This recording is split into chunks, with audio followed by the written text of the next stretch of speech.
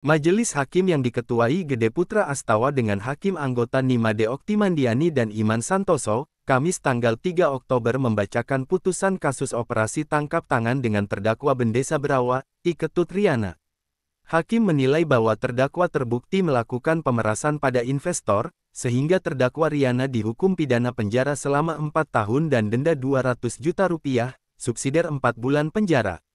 Dalam beberapa pertimbangan, Hakim menilai bahwa terdakwa selaku Bendesa menerima gaji atau insentif dari negara. Itu merupakan penghargaan pada Bendesa adat dalam menjaga adat dan budaya di Bali.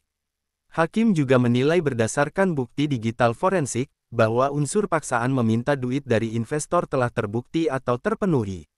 Riana berkali-kali dan secara berulang-ulang menanyakan soal uang 10 miliar rupiah pada saksi Andianto Nahak. Dan permintaan itu tidak pernah disampaikan oleh terdakwa dalam paruman adat. Namun dilakukan secara diam-diam tanpa diketahui prajuru adat, dan perbuatan tersebut dinilai dapat mencoreng citra Bendesa adat.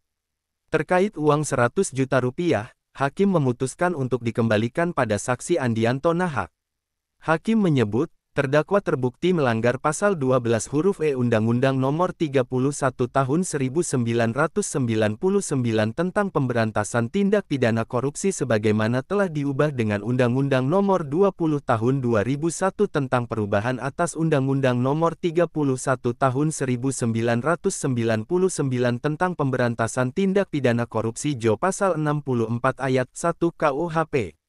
Atas vonis tersebut, I Ketut Riana yang didampingi kuasa hukumnya Gede Pasek Suardika, mengaku bingung atas putusan hakim. Ia menilai dirinya bukan pegawai negeri dan tidak merugikan negara.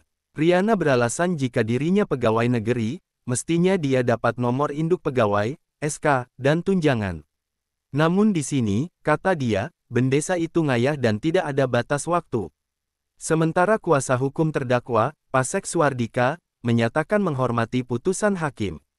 Namun demikian, dia melihat ada kontradiktif dalam putusan hakim. Jika dilihat pasal, kata Pasek, memang pasal 12 ancaman hukuman minimal 4 tahun. Pasek menjelaskan bahwa pihaknya akan mempelajari terlebih dahulu putusan hakim, dan sepekan ini dia masih menyatakan pikir-pikir. Begitu juga JPU Wayan Genip DKK, masih menyatakan pikir-pikir atas putusan majelis hakim.